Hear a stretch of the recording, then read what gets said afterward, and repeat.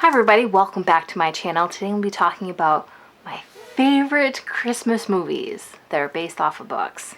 Now the first one is one I try to rewatch every year, and of course it's based off of a book.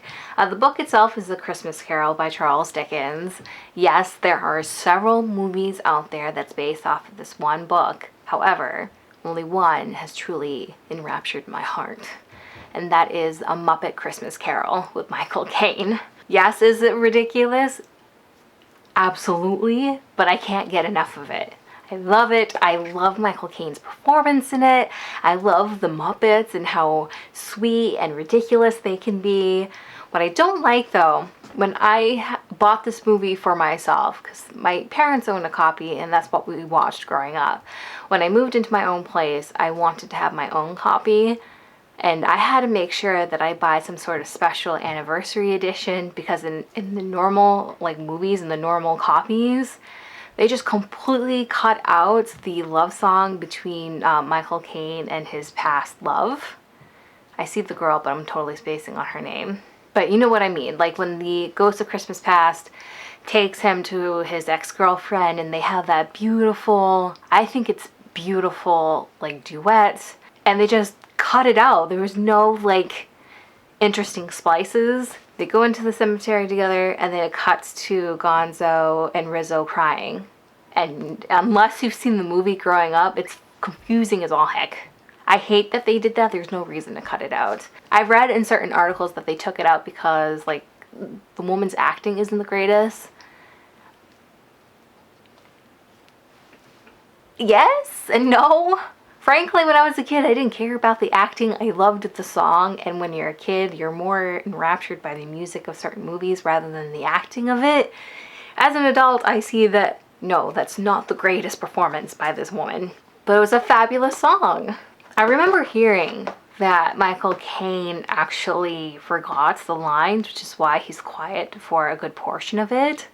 But if that is true, he plays it off beautifully. I don't know how many times I can say beautifully about the song, but it's beautiful. I tried to rewatch it everywhere, like I said, and I was not happy when I found out that the normal ones don't have that song. Thankfully that happened because I borrowed it first from the library. Imagine had I bought it and then had that song just taken out. Believe me, heads would have rolled. The next movie on this list that's based off of a book is The Polar Express. And yes, it's based off of the kids' book of the same title, The Polar Express by Chris Van Allsburg. I have read the book, and the book is very cute. My mom tells me she read it to me when I was a kid. I have no actual memory of that. So this book couldn't have been that, I guess, interesting or powerful to me. But the movie is really nice. I thought it was fabulous. I mean, at the time, I thought it was fabulous. Now that I still rewatch it every year, as the movie gets older, the more creepy that animation gets, not gonna lie. The animation, although at the time was astounding, and there was leaps and bounds at the time, ooh, there goes my phone. It looks very wooden now. The soundtrack though, no issues with that soundtrack. I actually go out of my way to try listening to that soundtrack a little bit earlier than I'm probably supposed to during the Christmas season. It's just an awesome soundtrack, and it's really the soundtrack that really makes this movie, I think. The next movie that I watch every year, or try to watch every year, is not technically a Christmas movie, but in my opinion it should be. I feel like this movie is incredibly underhyped. It's an awesome movie, and I don't understand why not more people rave about it. It's The Rise of the Guardians. It has an awesome cast. It has Hugh Jackman, it has Jude Law, it has Alec Baldwin, it has, oh my goodness, who else? Totally spacing on it. Chris Pine. Fabulous cast. And the animation is also very good. The story itself is awesome. It's about how these different iconic childhood myths are actually part of this group called the Guardians, and they're meant to protect kids. And the boogeyman comes and tries to ruin, I want to say he tries to ruin Christmas. It does happen around Christmas time, but it also happens around the other different holidays too.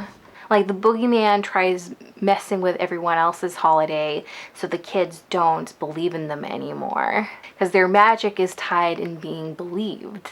And the boogeyman does this because he's sick of not being seen and not being believed. And this movie is actually, it is based on a book. It's called Nicholas St. North and the Battle of the Nightmare King by William Joyce and Laura Geringer, if I'm pronouncing that right, Bass. I've read the book and I thought the book was also very cute. It's a kid's book. And it doesn't quite follow the story at all of the movie. Obviously, the movie took some artistic liberties, and that's okay. They're both really good in their own right. Like I said, it's not technically a Christmas movie, but I still try to watch it around Christmas time every year. It's just an awesome movie. And I like how it's a Christmas movie that I can watch all year round.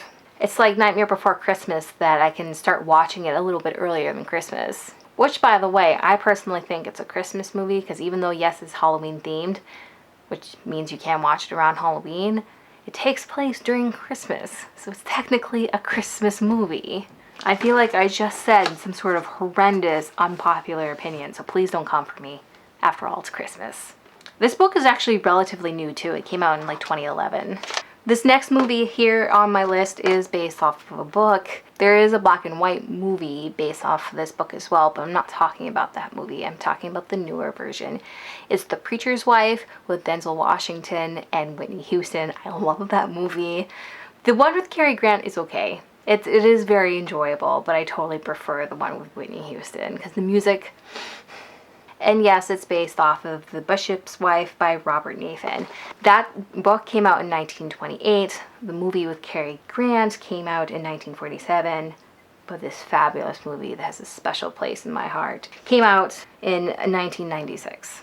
All of the stories are pretty similar. Basically, a preacher and his wife are having troubles in their church, and so an angel comes down to try to help them out. And the last movie on my list is It's a Wonderful Life with James Stewart. I love this movie so much. And it's not necessarily based off of a book. It's actually based on a short story called The Greatest Gift by Philip Van Doren Stern. The short story came out in 1943, and the movie itself came out in 1946. Basically, an angel comes down and try to help out our good man Jimmy. What's his name? Bailey? Wow, I love this movie and I'm totally spacing on the guy's name. George Bailey. Thank you. Thank you, audience. I wouldn't have remembered without y'all. George Bailey is really struggling and he wishes that he does not exist. And so the angel goes, well, I'm here to help you and maybe this can be a learning opportunity. And so he grants his wish, which of course causes shenanigans and things to go awry because he no longer existed. It's one of those awesome feel-good movies that's just... It makes you put things into perspective. It's just a great movie. I actually didn't realize this movie was based off of a short story until I was actually prepping for this video. I was trying to come up with, movies that I loved that are based off of books. And I saw this in a list and I was like, wait, what? All right, changing my list real quick. What's really cool is I guess James Stewart went and joined the army for World War II. Took a break from acting for a while, and this was one of the first things he did when he came back to acting, which was fascinating because I didn't realize he had joined the army at one point. And I think he was a pilot. I think he was a pilot, and he's like he was very well decorated by the time he left. All right, so that's everything I want to talk to you about for this video, which means we're gonna go through our little advent calendar. I'm still in the process of filming these videos, so I keep forgetting that to say, hey, this is for Vlogmas. I'm sure the title of this video is telling you, Vlogmas. But for Vlogmas, for our little advent calendar at the end of every video, we're gonna crack open this. So this is the third one. Where's 3? There's 3. Holy cow, 3 in a row. Gryffindor. Excellent, I like that. I guess the imprint around it isn't quite center, so it's bothering me a wee bit, but it's still a cute little ornament. I guess we'll put this up here to try to stagger them a little bit. Again, that's all I have for you for today. Let me know down in the comments a Christmas movie that you just absolutely love and try to rewatch every year. And as always, I hope you guys enjoy this video, and I guess it's ta-ta for now. Bye, guys.